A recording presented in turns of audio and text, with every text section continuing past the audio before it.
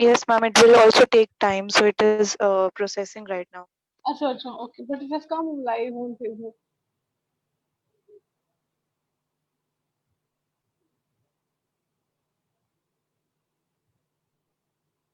Ma'am, we are live on Facebook now as well. That's what I'm saying. Now we could have stopped it for some time. So I was not there.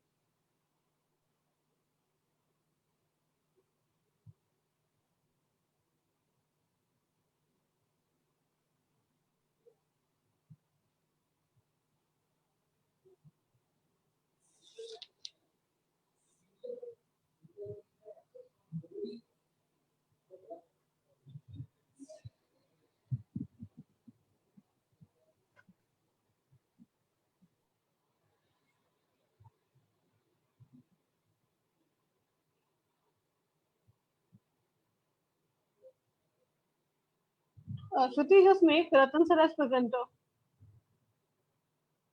Can you hear me, Shruti? Yes, ma'am. I'll do it. And just allow Ratan sir to speak up. I'm just muting all the participants. Okay,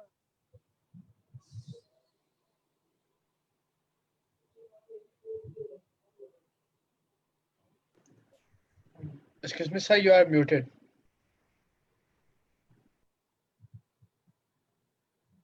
Okay now? Yes, sir. Yes, Yes, good sir. evening, sir. Oh, great.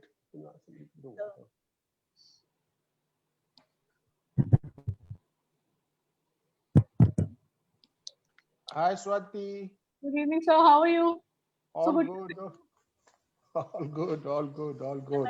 Taking out time to enlighten the gathering. We have more than 1,000 people waiting to listen to you.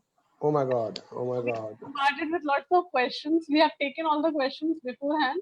So Shruti Okay. will be reading out after the session. So you can take like 1 hour or even more, and then at the end of the session, then questions will be invited. Okay. Great. Or Great. you can, allow all the people to enter. Yes, ma'am. Allowing them. Right.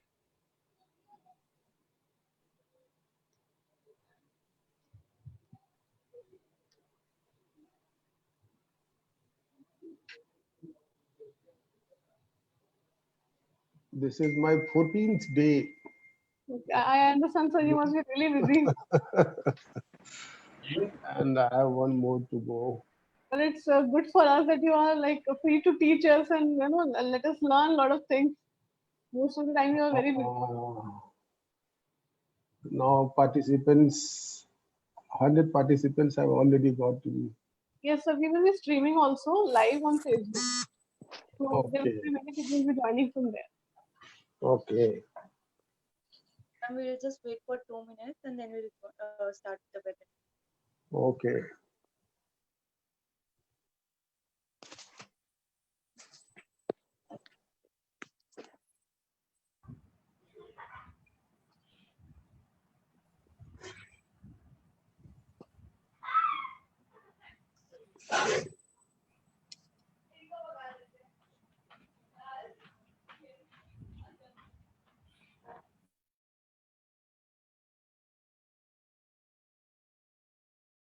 You have muted everybody.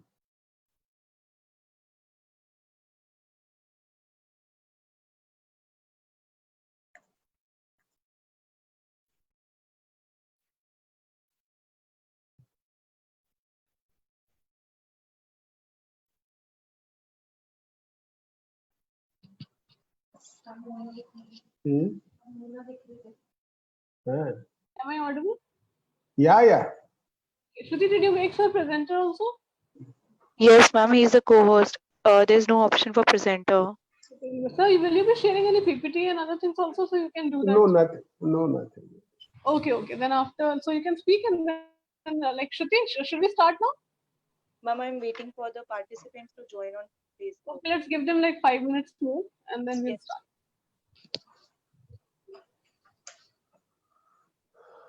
Anil चाय बना के लाएगा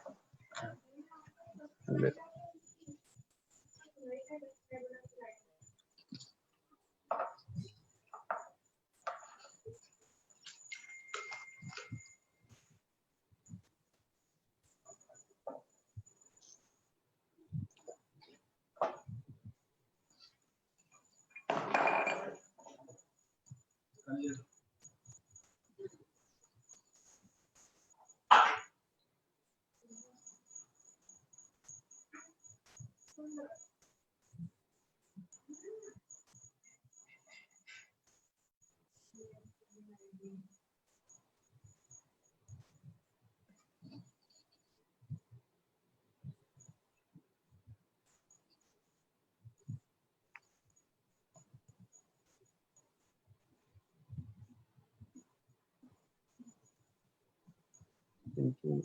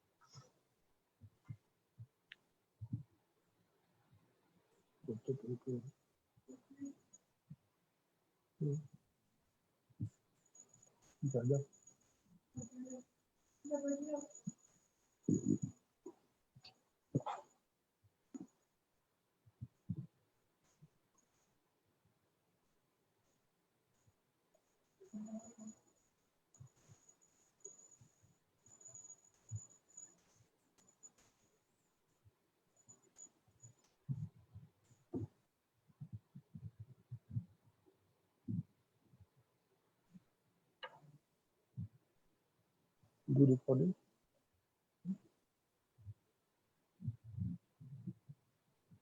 Good evening, everyone. I'm Shruti Gupta. I welcome you all to this webinar on behalf of Econs.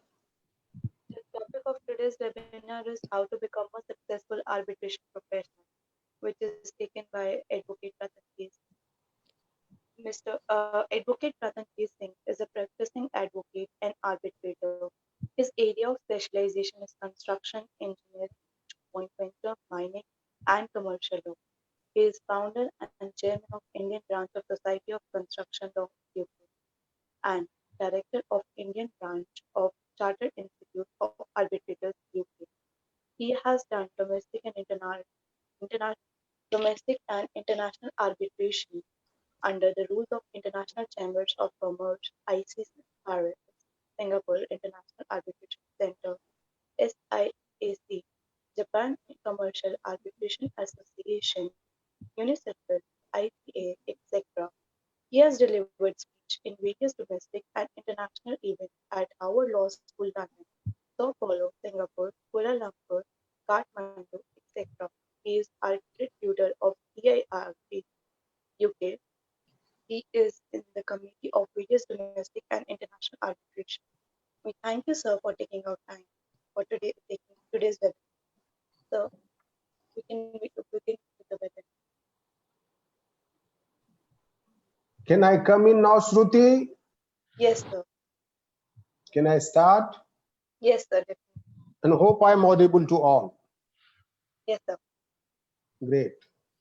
Thank you, Shruti, for introduction. And I welcome all the participants. Thank you for being part of this webinar. So today we are going to talk about certain aspects of arbitration. Topic has been introduced by Shruti. So now let us start the journey for how to become a successful arbitration professional. And let us start with the very first thing first, and that is what is arbitration, so that we understand a bit about arbitration and then we move ahead. Arbitration is arbitration is not defined in any institute like your Arbitration and Conciliation Act or any other arbitration legislation in any part of the world. And there are obvious reasons for that, which you'll get to know in a while. Yes, there have been attempts by some authors and some jurists to define arbitration. I would like to define arbitration. Yes. Am I audible? Am I audible? Yes, sir, you are. Yes, sir. Okay. Now, as I said, somebody has am I audible? Yeah, unmuted his mic or something. Yes. Okay. Now, as I said, Somebody has yeah. Sir, I'll mute all. Should I go on? Yes, sir.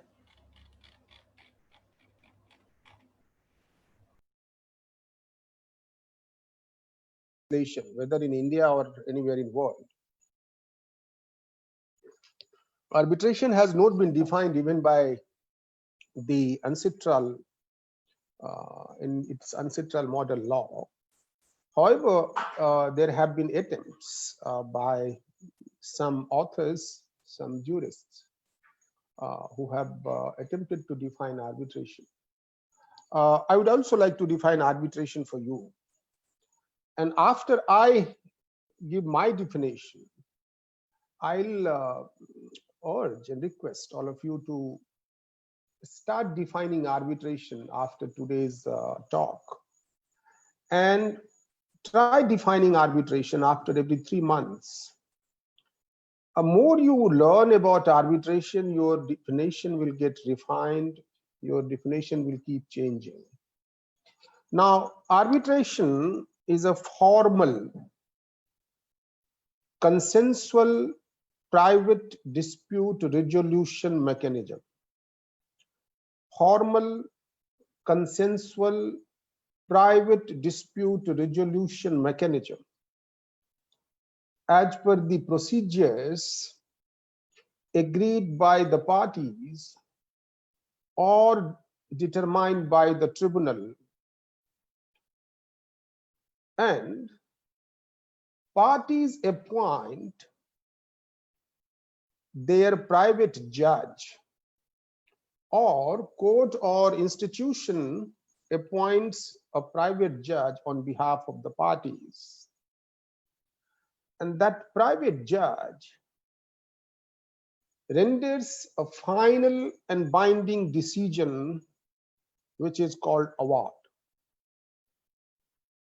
So arbitration is a formal, it is not an informal process, it is a formal process.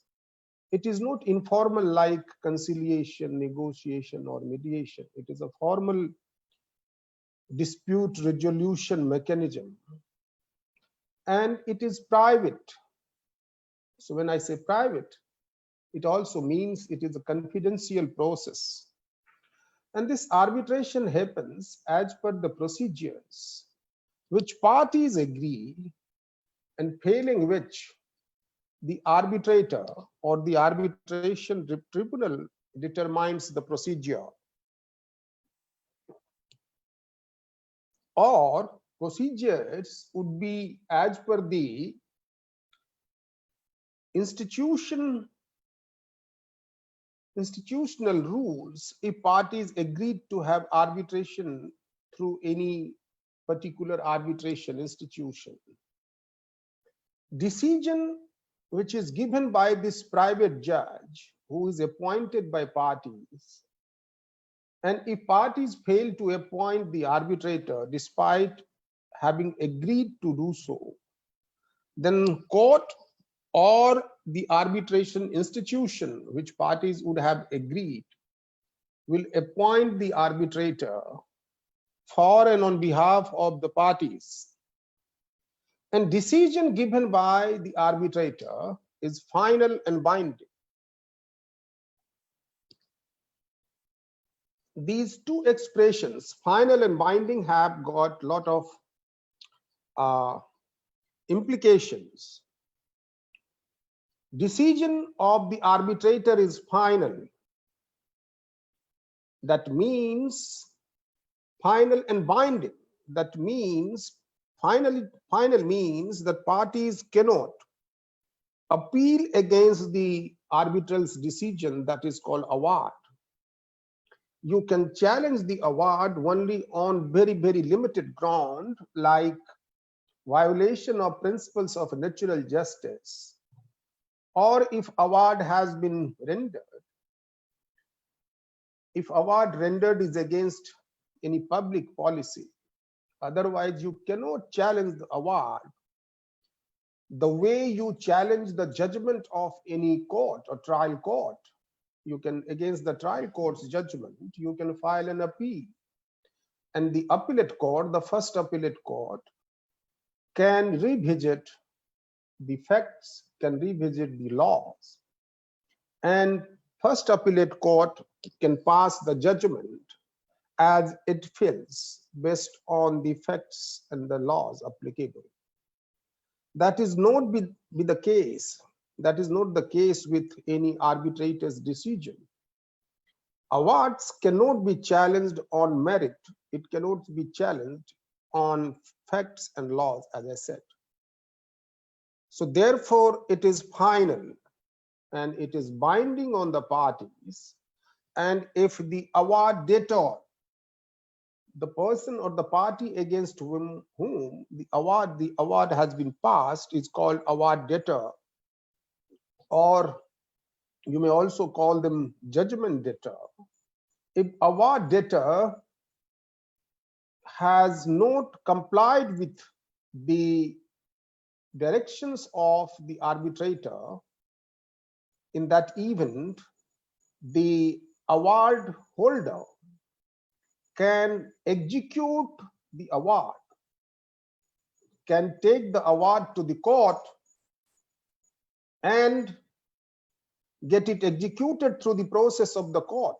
So it is like a decree of the court, but it cannot be challenged like a decree of the court is challenged.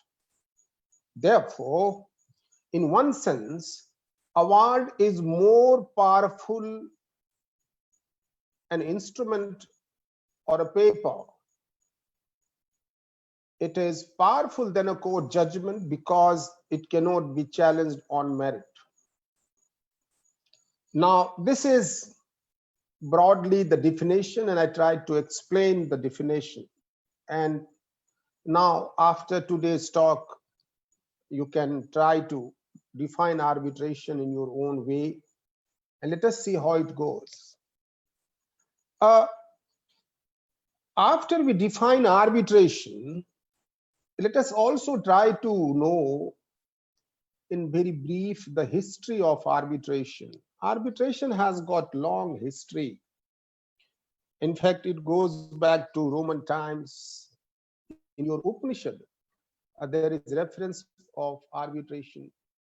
In fact, Goswami Tulsidas had written one arbitration agreement on a Bhojpatra, and that arbitration agreement for a good number of years was lying in the library of Allahabad High Court.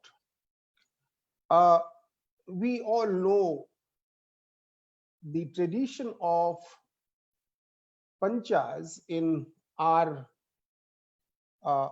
Indian context. Now, earlier, arbitrators were not supposed to be knowing law. They were not supposed to be lawyers or judges.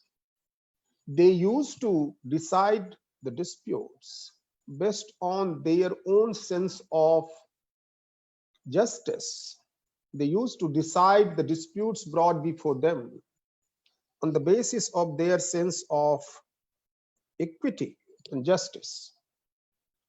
However, gradually, the whole decision making was monopolized by states, and that happened all through. It is not only the case in India, it happened everywhere. Now, after this, courts became the custodians of decision making in every jurisdiction. And gradually, we started seeing arbitration legislations being brought in various jurisdictions. And increasingly, these arbitration legislations all across the globe started giving emphasis on one aspect, and that is that arbitrators should decide the disputes as per the substantive law of the country. And that is the case with our Arbitration and Conciliation Act as well. Section 28 of Arbitration and Conciliation Act says arbitrators will decide the disputes by referring to the substantive laws of the country. Now, however, you still have some, I would say, residual and some sense of the historical arbitration in the form of the concept of amiable compositure. So if you will look at section 28 of Arbitration Act again, in section 28 of Arbitration and Conciliation Act, it categorically says that arbitrators can decide, subsection 2 of section 28 says, the tribunal shall decide ex equo et bono or as amiable compositor if parties have expressly authorized him to do so. That means, what is amiable compositor? That means that arbitrators can decide the disputes as per their own sense of justice, and arbitrator will not be strictly bound by express provisions of substantive law. Substantive law can be Contract Act, Sale of Goods Act, Transfer of Property Act, or any other act which is applicable in that particular case. So, Arbitration and Conciliation Act still says that if parties have expressly agreed that arbitrator will act as amiable compositor, in that event, arbitrator can decide the dispute without referring to the substantive provisions of substantive law. So you still have something left and something for you from the historical concept of arbitration. Now, for arbitration, in order to understand arbitration, what all should we read is the most important aspect. And this is where most of the times one doesn't really know what all to read. For that, first of all, you would like to read your Arbitration and Conciliation Act 1996. Now, thereafter, it has undergone two substantive changes based on the reports of Law Commission. First, the first amendment in 2015 happened based on the report of Law Commission. It was a report under the chairmanship of Justice A.P. Shah. So in order to understand the report properly, and in order to understand the amendments properly, you should read this Law Commission's report of Justice A.P. Shah. And we have another amendment in 2019, and that is largely based on, substantially based on the report of a high power committee which was constituted by Government of India under the chairmanship of Justice B.N. Sri Krishna. So read that particular report, which is very exhaustive report, which deals with all relevant aspects of arbitration regime in India, including bilateral investment treaties. In fact, I was also invited to give my presentation before the committee. And so you will find my name mentioned on in the report itself. Now, what is that? What all should we read? As I said, you read Arbitration and Conciliation Act with these two amendments. Read Justice A.P. Shah's Law Commission report. Read Justice B.N. Sri Krishna Committee's report. Now, I'll suggest you all to read Ancestral Model Law. If you see preamble of your act, it says that Arbitration and Conciliation Act 96 is based on UNCITRAL model law. Therefore, it is very important for all of us to know what is UNCITRAL model law, because your 1996 Act was almost replica of UNCITRAL model law. Even section numbers here were same that of the article numbers of UNCITRAL model law. Why I am asking all of you to read UNCITRAL model law? Because let us take an analogy. If somebody has to interpret a particular provision of constitution, and if there are conflicting views on that or conflicting version on that, or somebody wants to really understand why a particular provision is written the way it is written, what you do is you refer to constitutional debate, and then you get to know what all was discussed and why you have a particular provision in a particular manner written in constitution. Similarly, if you really want to understand a particular the philosophy or the theoretical basis behind a particular provision of your Arbitration and Conciliation Act, it is appropriate that one would refer to the Travaux Preparatoires, that is the legislative history of UNCITRAL model law. So I'll encourage all of you to read UNCITRAL model law's Travaux, that is the legislative history, and that is freely available on UNCITRAL website. You have to just visit the UNCITRAL website and you will get that. So you will get to see there what were different views brought before the committee, and how ultimately it was decided to have a particular provision in a particular manner. So that will really give you very interesting insight about a particular provision in your Arbitration and Conciliation Act. Another thing I would like you to really read is UNCITRAL rules.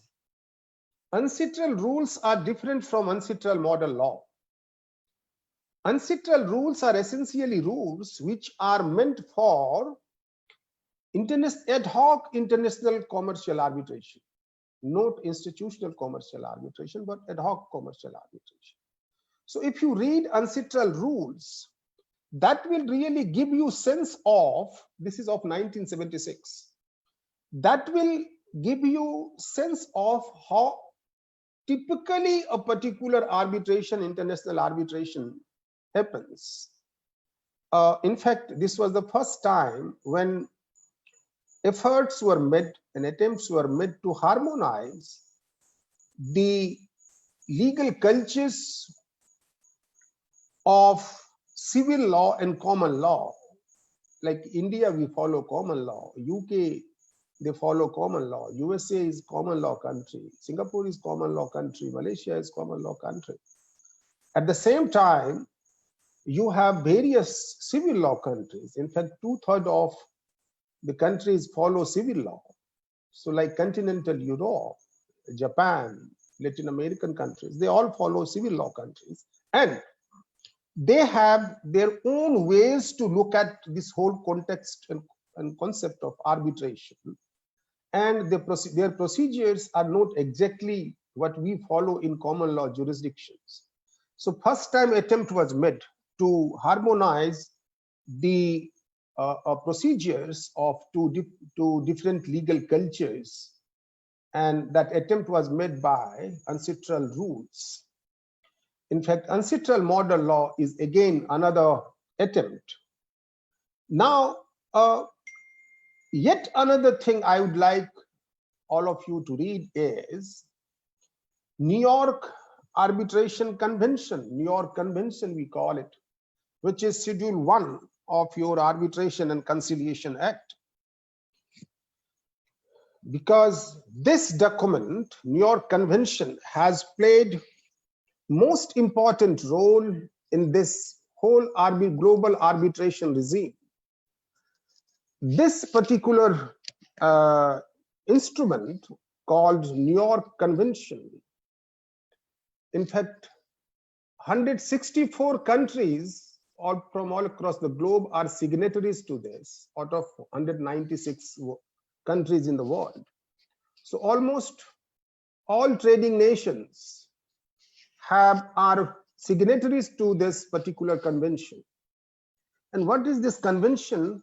This convention essentially says that if award is given in any convention country, that will be enforced in any other convention country.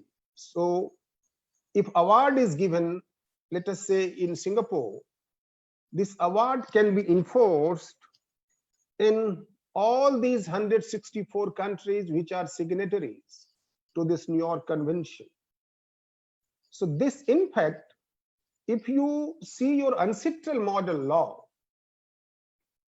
and on which your own Arbitration and Conciliation Act is based, that ancestral model law was also prepared keeping in mind the broad principles of New York Convention. New York Convention came in 1958, which was already in force, and lots of countries were already the signatories. So even ancestral model law has broadly followed the concepts of New York Convention. So this is one thing I would like all of you to read.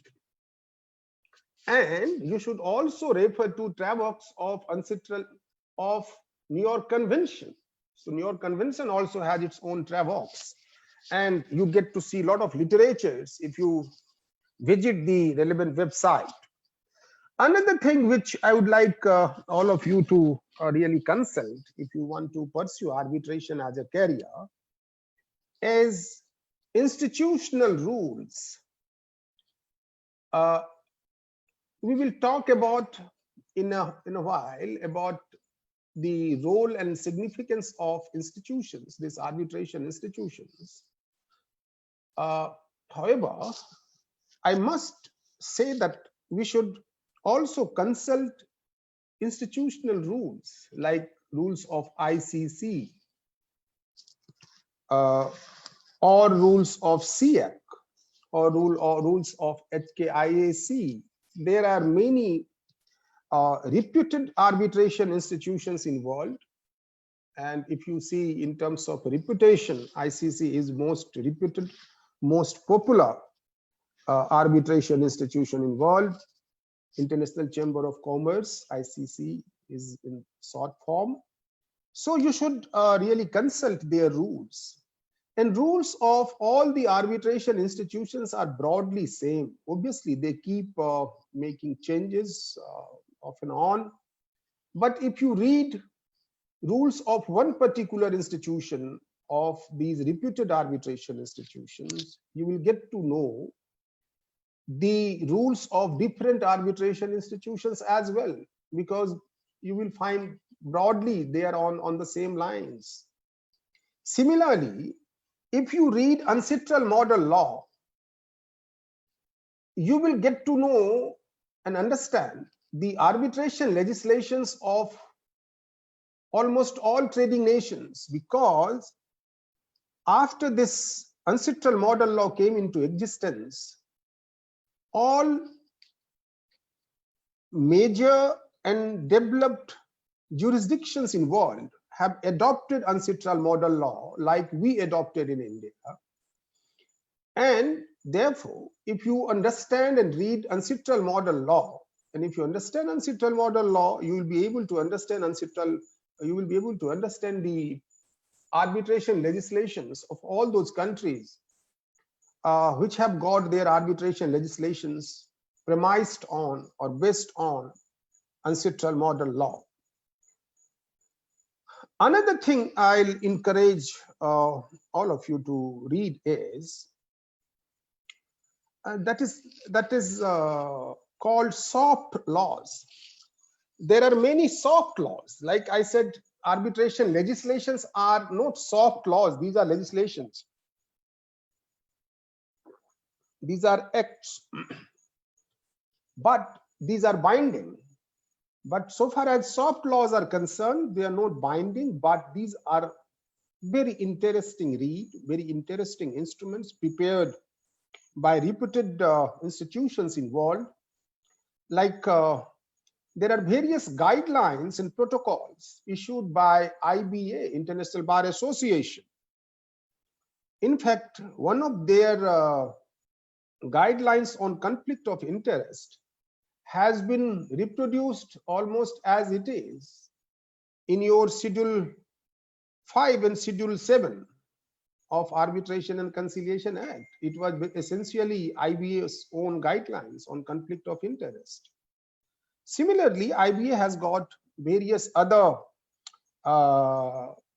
guidelines and protocols like IBA codes of ethics for arbitrators. So there are various other guidelines, IBA's guidelines on parties representation, and so on and so forth. In fact, Chartered Institute of Arbitrators UK has got various guidelines and protocols which touches upon most important aspects of arbitration as a process. They have got guidelines on how to award interest, how to award cost. They have guidelines and materials on the role of experts, so on and so forth. In fact, American Arbitration Association, AAA, has also got its own guidelines and protocols.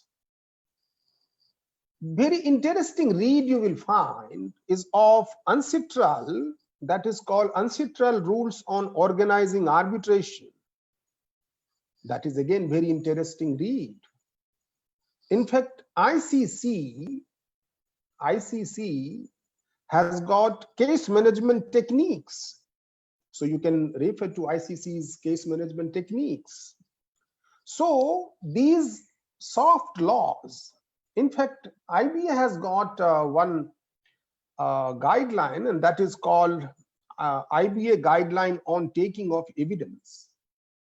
In fact, today, in almost 60% international commercial arbitration, parties agree to be bound by IBA guidelines on taking of evidence.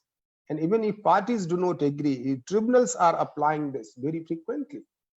So what is this IBA guidelines on taking of evidence? Basically, IBA guidelines on taking of evidence talks about the evidentiary process in arbitration.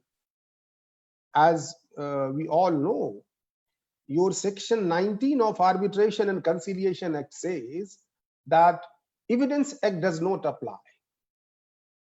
Now, if Evidence Act, and same is the case with all other arbitration legislations all across the globe.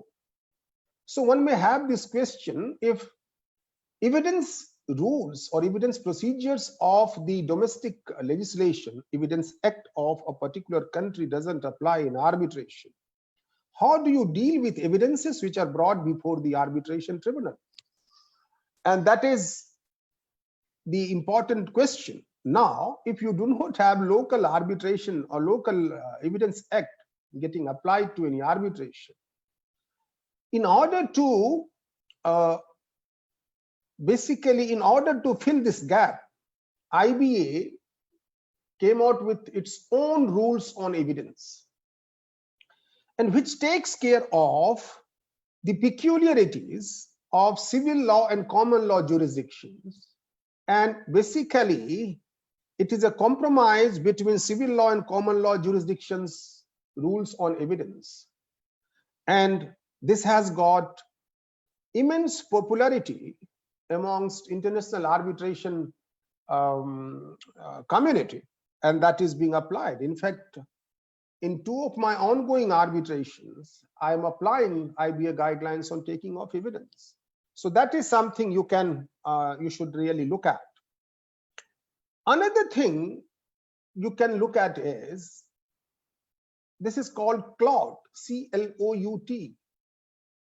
If you visit UNCITRAL website, you will find this CLOUT. This is essentially, CLOUT is essentially digest of cases. Cases which have been decided in model law jurisdictions. What is this model law jurisdiction? Model law jurisdictions are the jurisdictions and countries which are following ancestral model law. In other words, the model law jurisdictions are jurisdictions whose arbitration legislations are based on ancestral model law. So on the ancestral website, you have digest of cases decided in various model law jurisdiction. So you get to see how a particular provision of ancestral model law has been understood and interpreted by courts in different jurisdictions. So that again give you very good perspective. Another thing I would like you all to take interest in, and that is ICSID awards and ICSID orders. ICSID is again, ICSID is a multilateral convention. India is not signatory to it. So basically it is a convention about investment arbitration. And these arbitrations are also essentially arbitrations. These are arbitration, different type of arbitration. Now, as we discussed in the very beginning of today's talk, that arbitration proceedings are confidential. So therefore, what happens is the awards passed by arbitrators are not out in public domain until unless award is challenged in court of law. And again, what you get to see is the judgment passed by the court upholding the award or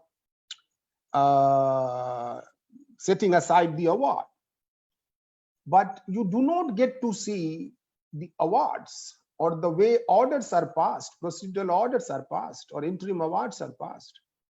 So for this, ICSID awards, ICSID orders which are available online are again very interesting read. So I'll encourage all of you to really go through them. In fact, ICC comes out with in fact ICA. There is a publication called Yearbook on Arbitration. They publish some interesting awards rendered under the rules of ICC, but what they do is they redact and mask the identity of the parties so that you cannot know who are the parties and dispute relates to which party. So there again you get to see, if you read this yearbook, that is another, it is published by Kluwer. So that is another interesting thing you can read. There are various blogs which are now available, and you can consult them. And one of them would be the Kluwer's blog, which is very popular, and they come out with interesting blogs.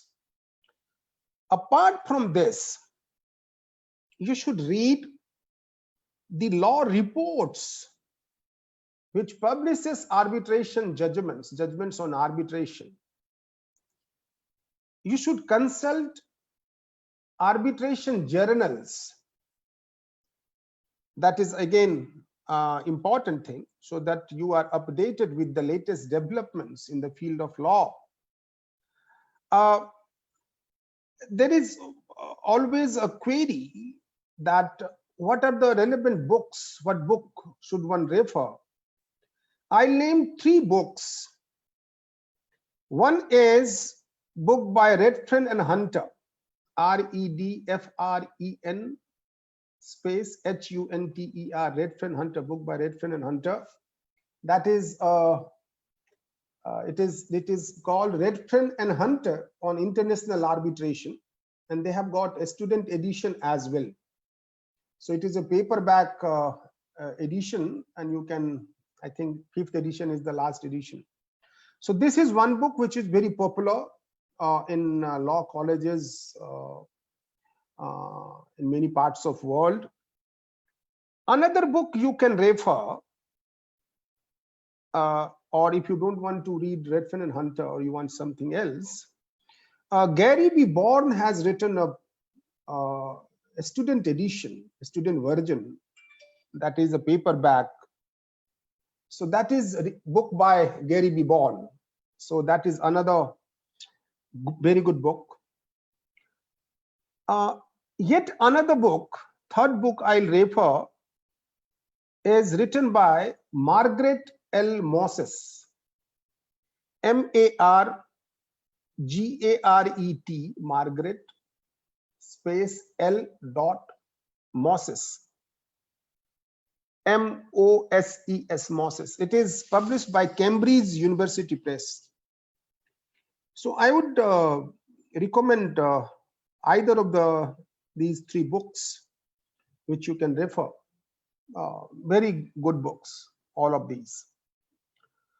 Apart from this, I'll encourage all of you to be in touch with Civil Procedure Code and Evidence Act.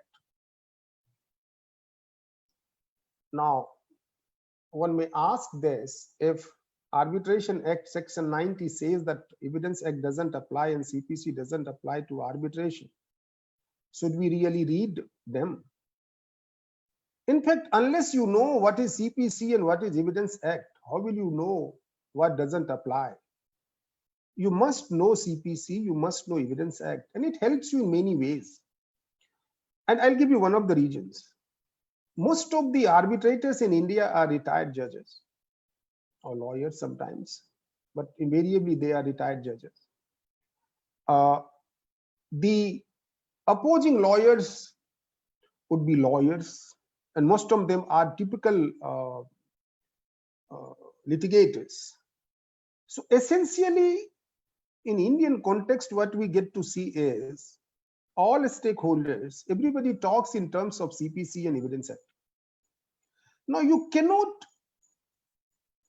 be left alone in that proceeding, and you cannot say CPC doesn't apply, Evidence Act doesn't apply, and therefore I have not read CPC and Evidence Act, therefore I don't know what are these provisions, therefore don't talk about them.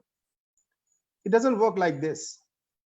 You must know what are the provisions in CPC and Evidence Act, and thereafter you can say that if arbitration, this doesn't apply in this particular manner.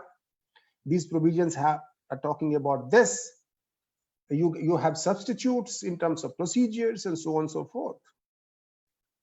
And now let us talk about writing a particular pleading in arbitration. Now, Arbitration and Conciliation Act does not go into details. It does not teach you how to draft your plaint or your statement of claim, what we call here in arbitration. So therefore, if you refer to CPC, now Order 6 of CPC talks about pleadings generally. Order 7 talks about plaint. Order 8 talks about written statement. And these are very detailed procedures. So they really go into all the details. So it is always important to know CPC. It is always important to know Evidence Act. In fact, I would say it is always very important. If you really want to be a successful arbitration practitioner in India, I'm giving this emphasis in India, you should start your career with trial court, so that you observe the trials, how pleadings are exchanged, how evidences are exchanged, how cross-examination happens, what are the other procedures which are being followed. So it really helps you when you start your career as an arbitration professional.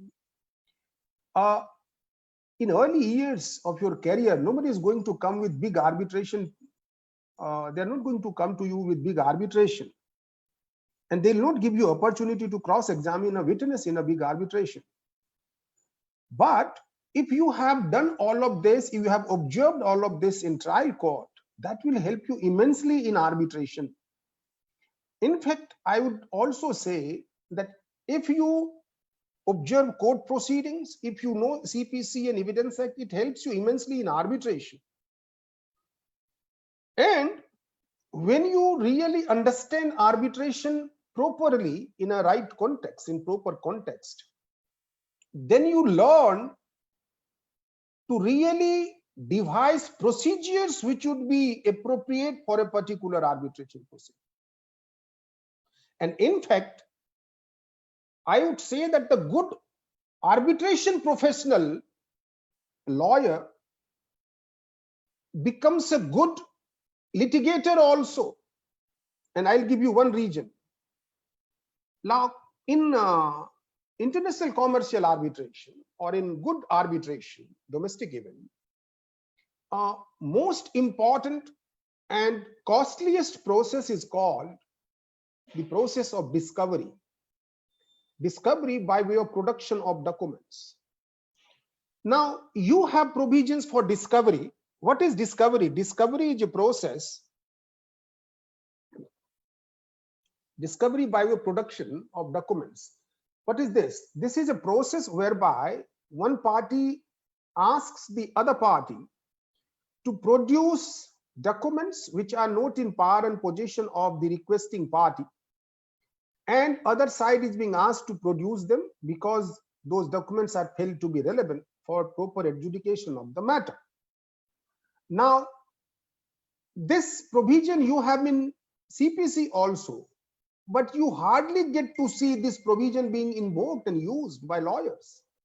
But if you see this and see this being used in arbitration in best possible manner, all the techniques of document production process. In fact, when you go for this discovery in arbitration, then you will get to know what all categories of documents you can ask for from the other side. So this experience of yours of discovery in arbitration can help you immensely in your litigation practice. If you have learned proper way of writing a statement of claim or witness a statement, which we normally called here evidence by way of affidavit, that will help you in your litigation as well. If you do proper cross-examination, if you learn all the tools and techniques of cross-examination, if you learn all the techniques of cross-examination in arbitration, it will help you in litigation.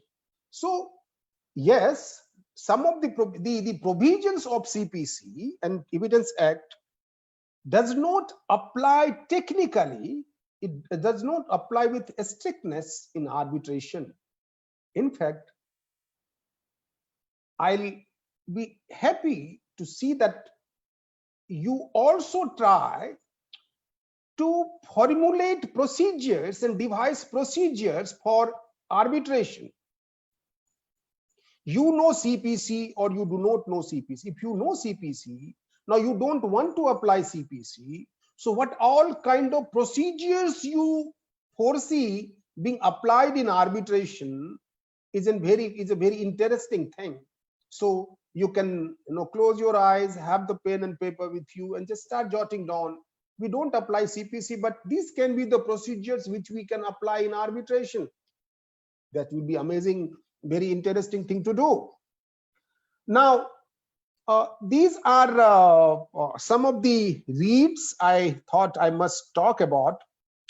Another thing, if you really want to pursue your career in arbitration, I encourage all of you to attend as many conferences, seminars, workshops, training programs you can. That is something very, very important. And it helps you in understanding the subject in a better way, because you will have experts talking about different aspects of the subject. In fact, in the arbitration world, and if particularly you want to become arbitrator, you will be all alone in this world.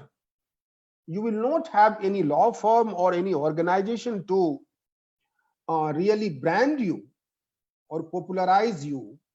So you will have to be your own brand manager in that sense.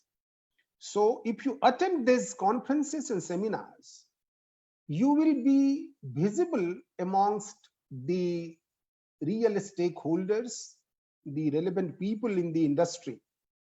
So it gives you visibility. And even if you don't want to become an arbitrator, you want to become an arbitration lawyer, even then visibility always helps. Networking always helps. And that awareness should be there in all of you. It really helps. You go and meet top people in the world whose name you read in only books. You go and meet them in big conferences. And it is a very different kind of learning. So I'll encourage all of you to, in fact, you should try to become a student member. I'm talking about the students. You can try to become members of various arbitration institutions. A lot of reputed arbitration institutions have a student membership. Become their members. In fact, another thing I would say, whenever you travel abroad, you try to visit the local arbitration institutions. You go and visit those institutions. You go and see the infrastructures, how it looks like. It really helps you in big way. It gives you very different perspective. If you if you travel abroad, go and visit good law libraries and see various books written on arbitration. In fact, good arbitration practice now, or good arbitrator would know all relevant good books written on arbitration anywhere in world. I'm not saying that you must buy all of them, but you must be aware of all good books written everywhere in world. That is very, very important. Now, sometimes I get this question from law students. They say whether LLM helps. I would say yes, LLM helps. I also get a query on whether dual qualification helps. Dual qualification helps because sometimes clients find it really interesting that somebody has got dual qualification. So that again is of help. So these were some of the reads I thought I must discuss with you. And what are those attributes, relevant attributes which any arbitration professional should possess? And before that, I must talk in very brief how to start your career. In fact, start your career as arbitration professional at the earliest. Start in your law school itself. It is really very, very important. Start participating in moot courts. That helps you immensely. In fact, I have been judging WIS Vienna or WIS East in Hong Kong, and it is very good learning for law students. And you get to meet so many students from all across the globe. You get to meet top arbitration professionals who come to judge them. You get to learn how to prepare memorials, how to learn how to argue. So this is amazing way of learning. Start writing blogs, start commenting on blogs, start finding on speaking opportunities in schools, wherever you get. And also another thing which helps is clerkship or internship with arbitrators or arbitration lawyers or arbitration firm. And it would be of better use and importance if you are able to intern or do clerkship with people who are doing international arbitration. So that is another important learning process. In fact, arbitration professionals are increasingly getting into mediation. And so this is another interesting thing to do. So start reading mediation also simultaneously. Now I see most of the arbitrators who were traditionally arbitrators have also gone into mediation. So it is a very interesting development, and you can really get benefited out of this. And last thing is about your how to start and continue your career. Is try to find out a mentor that really helps in big way.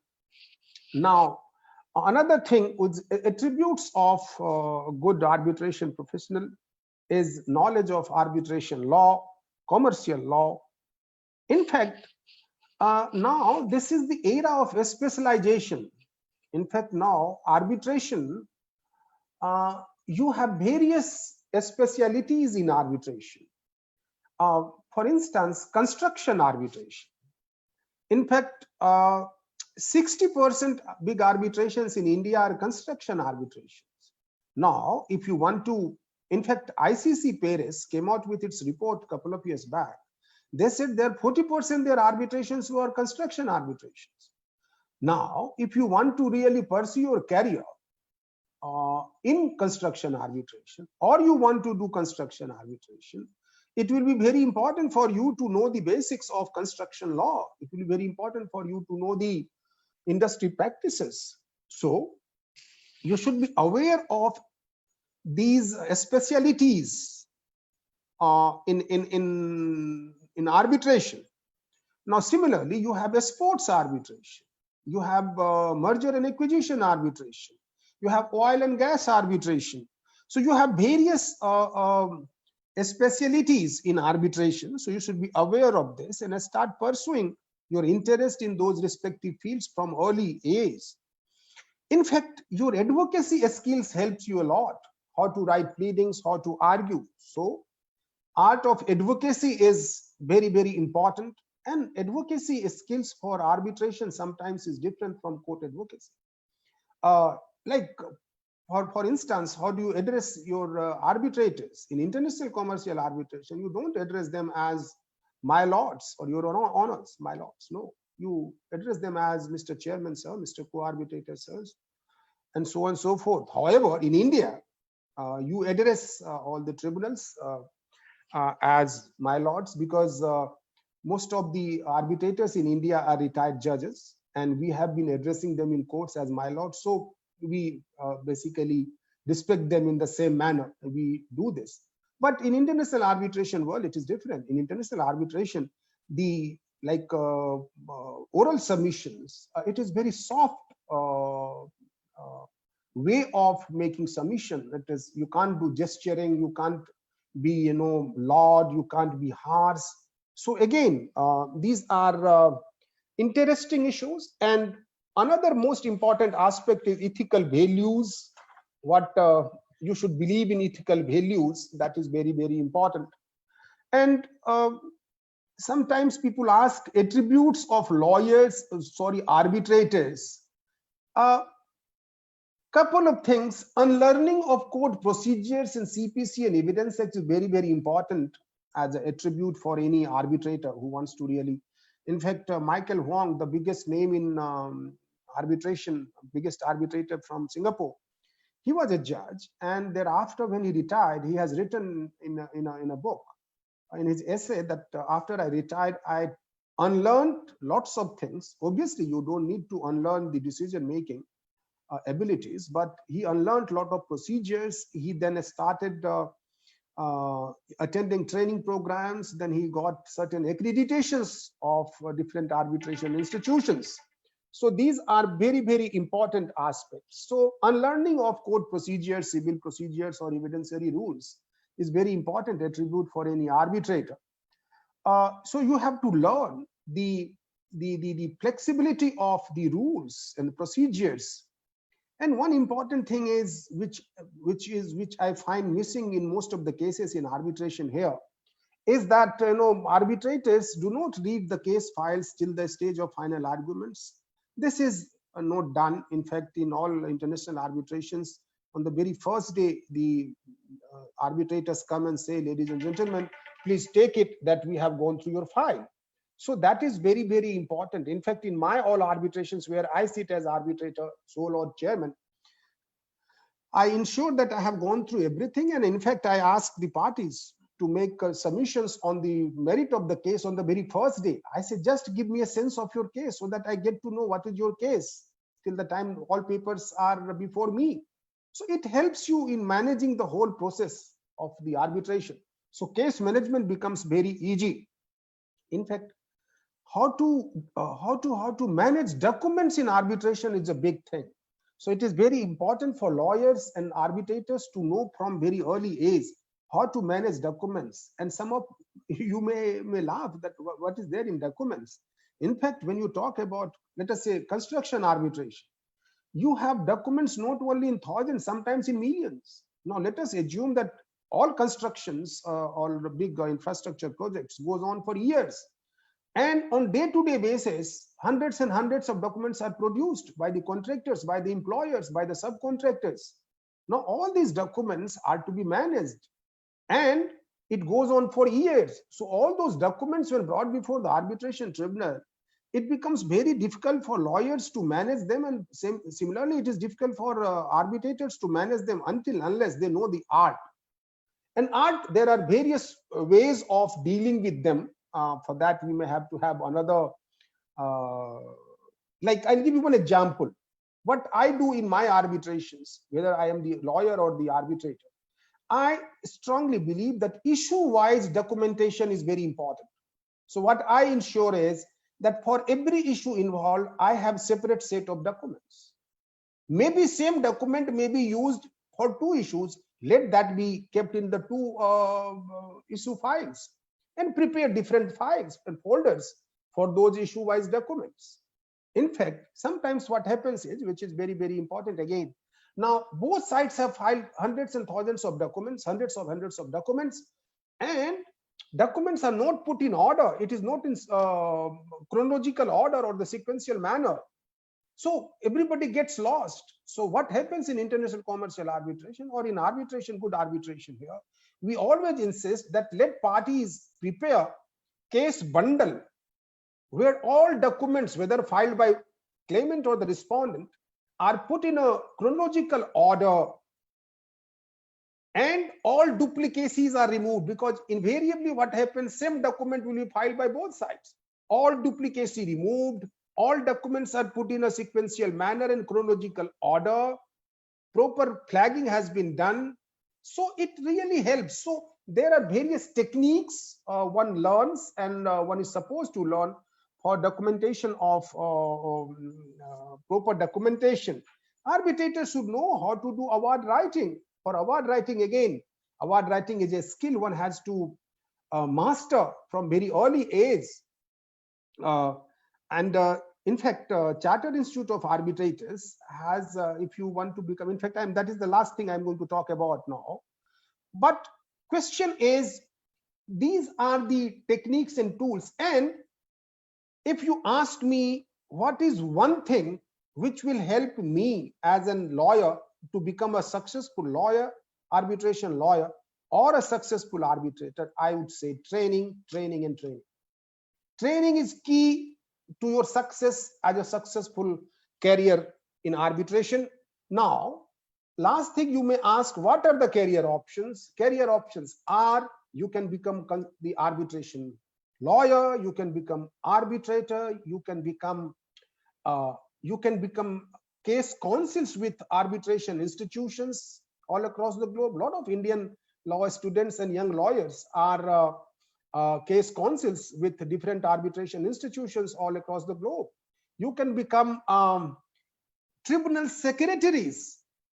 Now, it is being recognized globally that arbitration tribunal members cannot work all alone. They need to have tribunal secretaries. In fact, HKIAC, Hong Kong International Arbitration Center, runs a course on tribunal secretaries. And once you qualify, you get assignments, and it is a very good learning through which you get to get associated with the expert and experienced arbitrators. That is another very good learning you can think of.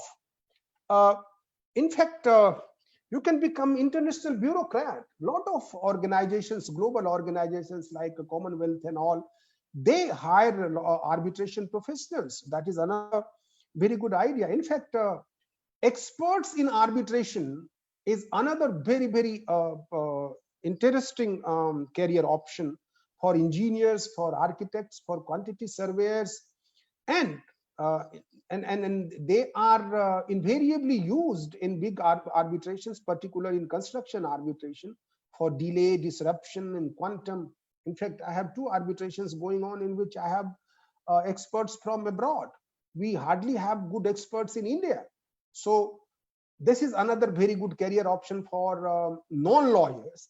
In fact, lawyers are also cited as experts in arbitration, in particular international commercial arbitration, on the matter of law.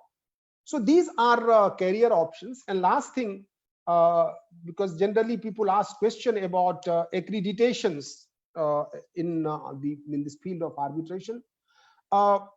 Most prestigious organization which gives accreditation to arbitration professionals is called Chartered Institute of Arbitrators, CIARB UK, and their highest accreditation is of fellowship. So they have 3 tiers of accreditation. First level is called associate level. Thereafter is called thereafter comes member level, and highest level is fellowship. And if you become fellow of Chartered Institute of Arbitrators, you become eligible to be on the panel of any international arbitration institution in world. Any means not all, because all of them do not have panel, but wherever you have panels, if you see their eligibility criteria, they will invariably say that if you are fellow of Chartered Institute of Arbitrators UK, you become eligible to be on the panel of my institution. Now this CIR fellowship is that important. It is a gold standard accreditation, globally recognized. In fact, if you get accreditation, whether as associate first level or second level or third level, fellowship level, you can use a suffix after your name. Like if anybody will see my name, after my name you will find Ratan K Singh FCIARB. That means I am fellow of Chartered Institute of Arbitrators UK. Now, if you have got this suffix after your name, you go anywhere in world, meet any international arbitration personality. If you have suffix after your name, that is a complete introduction of your caliber, your knowledge of arbitration. Once you have this is complete introduction of yours. Nobody is going to ask you how much arbitration you know. That is a complete answer to any possible query. And you become member of the select few, those accredited people all across the globe. You are on a personal tour or visit to any particular country. You want to meet some local people.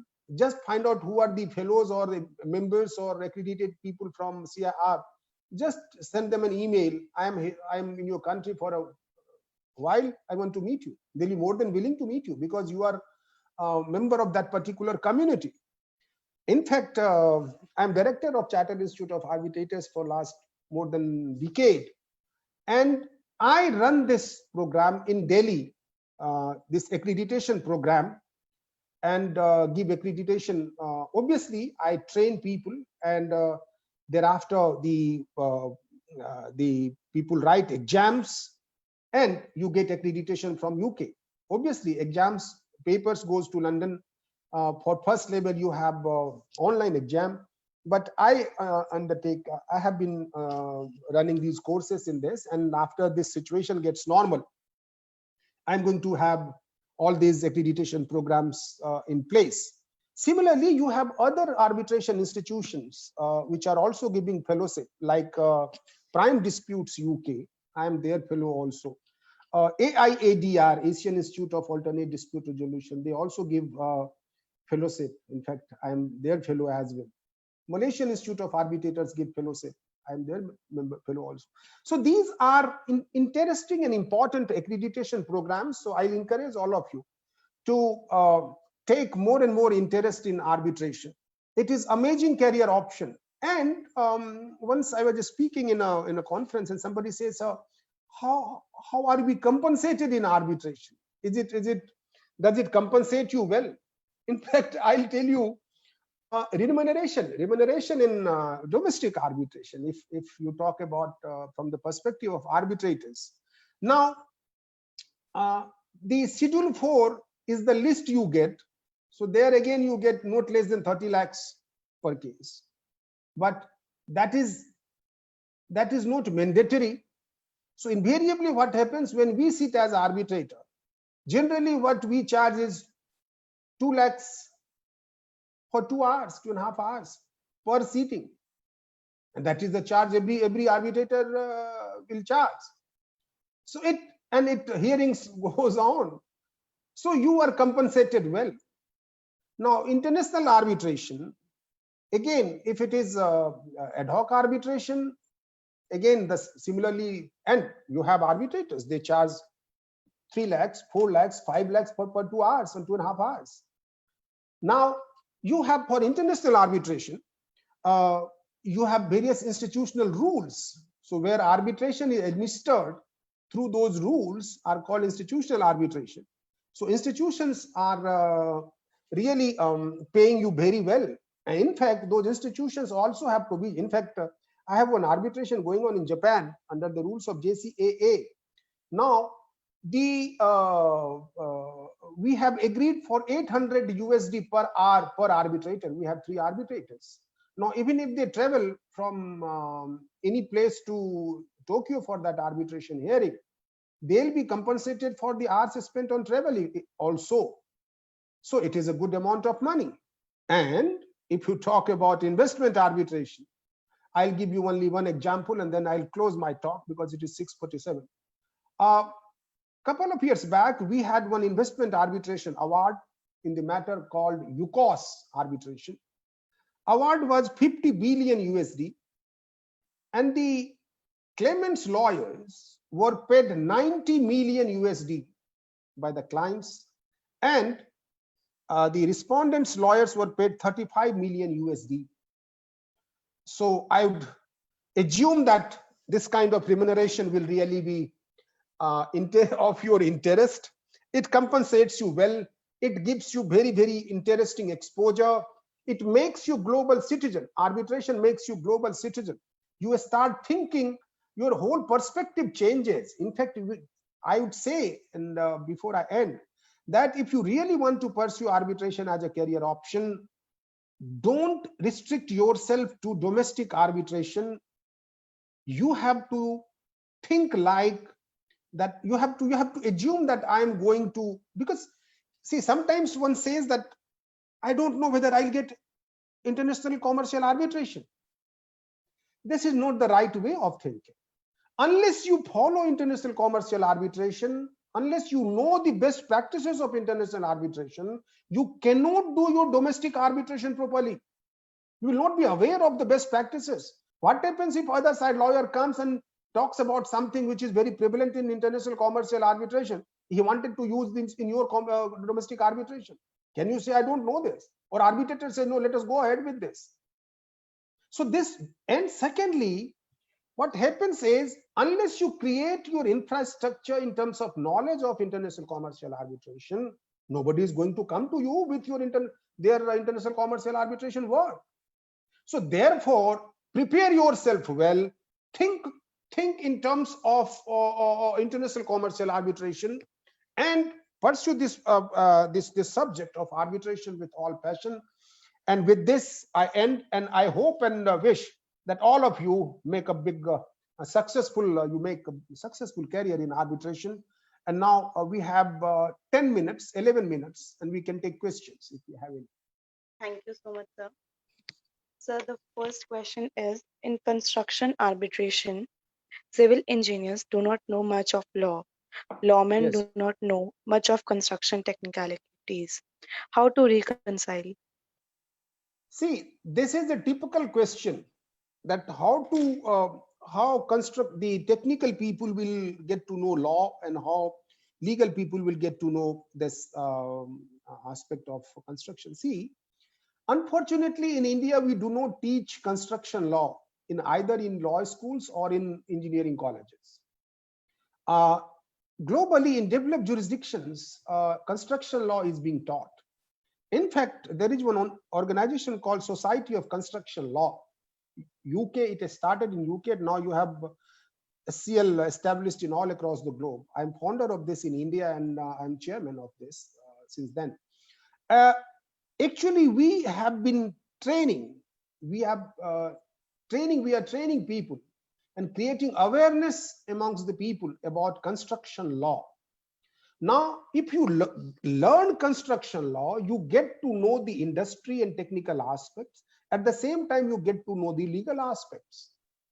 Now, obviously, the technical people, engineers, architects, quantity surveyors will have to take some extra interest in understanding some of the relevant aspects of the construction law as well as law of contract. In fact, only thing which is needed from the non-legal people is that they have to learn to think like lawyers. So what happens, engineers have a very different training. They do not think like lawyers, they think like engineers. So they have to think in contextual manner. And for that, we teach all of this in construction law programs and courses. And so that is the way forward. Yes. The next question is, what are requirements and steps to be taken to be registered arbitrator? I didn't get you. Can you repeat yourself? Your voice is cracking. What are the requirements and steps to be taken to be a registered arbitrator? See, as of now, if you see your Arbitration and Conciliation Act, now it says that you need to have minimum 10 years of experience before you can sit as arbitrator. Now, as of now in India, obviously Act talks about accreditations, and for that institutions will be accredited who can grant you accreditations. That is going to take time. As of now, there are arbitration institutions in India. They give you accreditations, like ICA has accreditation program. So you can get associated with this, but you will have to wait for the government of India's next step, where they are going to have designate institutions which will give accreditations. Yeah.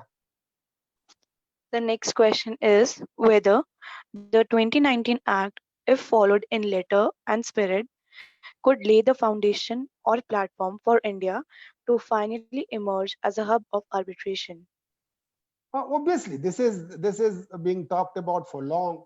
All these initiatives, starting from 2015, when we got substantial amendments in our legislation, and then you had very pro-arbitration judgments rendered by Supreme Court, including Balco and so on and so forth, and then 2019 amendments.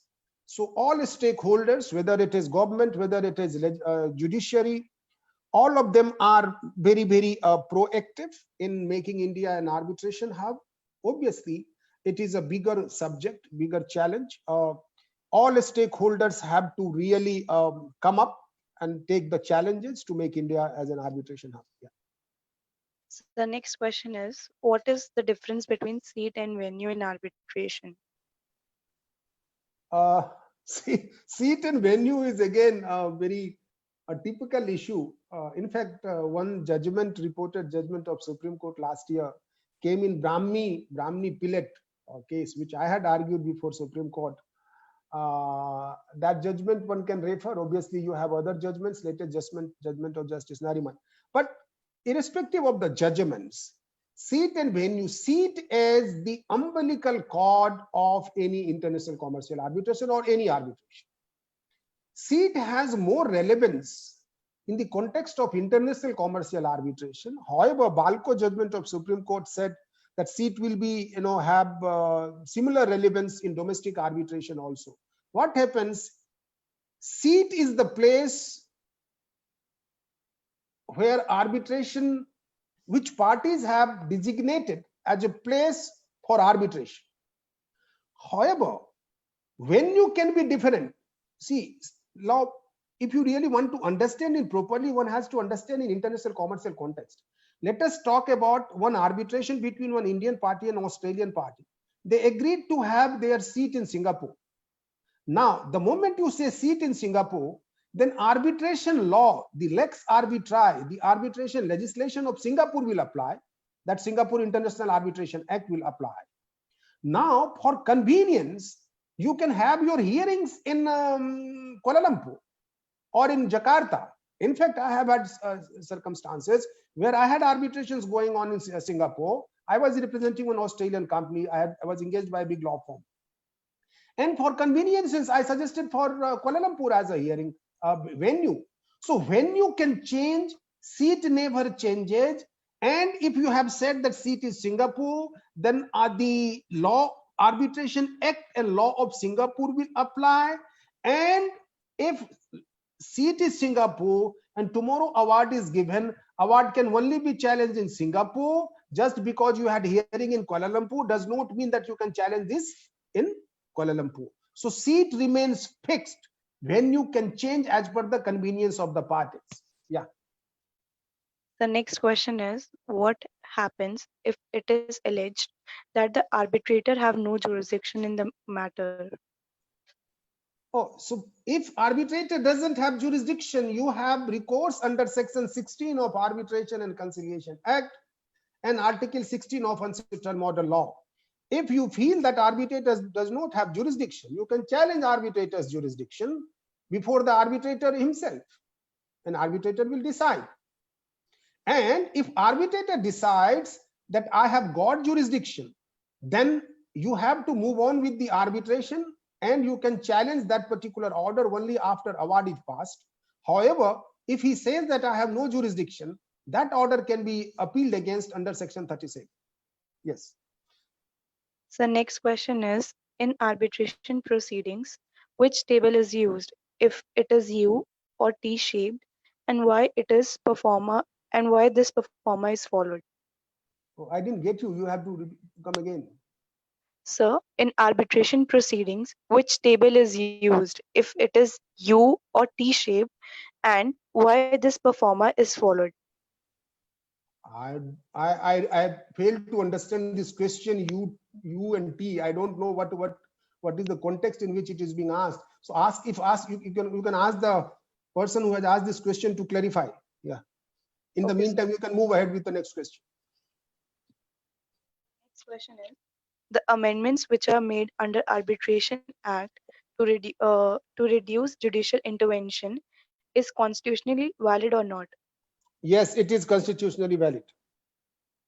In fact, Section 5 of Arbitration and Conciliation Act says, notwithstanding anything contained in any other law, no court will intervene.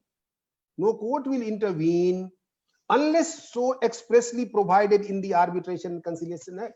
So whole purpose of this amendment, the 1996 Act, was to reduce the court's intervention.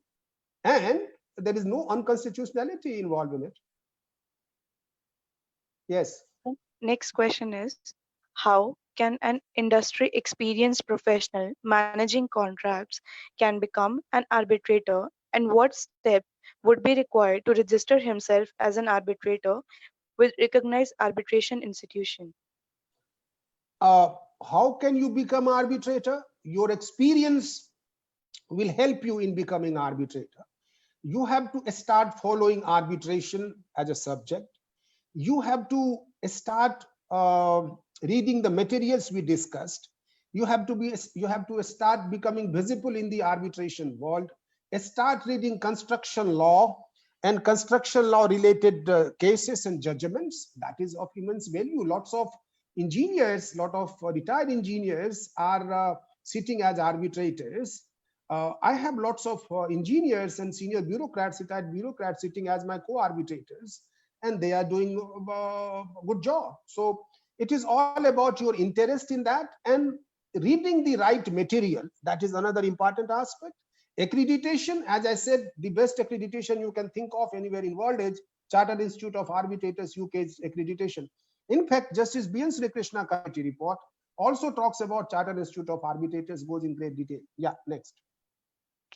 Sir, in which type of cases arbitration is preferred in India, and in what scenario arbitration in India compared to foreign countries? Oh, this is see, commercial cases. See, arbitration happens in commercial cases. Arbitration does not happen with regard to those disputes for which you have separate tribunals been constituted under some legislation or a special legislation. So for arbitration, it has to be a commercial dispute. That is the requirement of and it should be arbitrable dispute. And there are various judgments which deals with this aspect. In fact, Olympus structure judgment of Justice Jagannatha Rao is a very good judgment you can read. So that will give you a sense of what are the disputes which are arbitrable, which are not. Another judgment is Booz Allen judgment of Supreme Court. That is again a very good judgment, which will give you the idea of arbitrability of disputes. Yeah. So with this, we come to the end of the session. I would like you. to thank you for taking out time, and I would thank you participants for taking participation in this webinar. Thank you so much. Thank you very much, Shruti. Thank you. Thank you very much. Thank you very much. Thank you very much.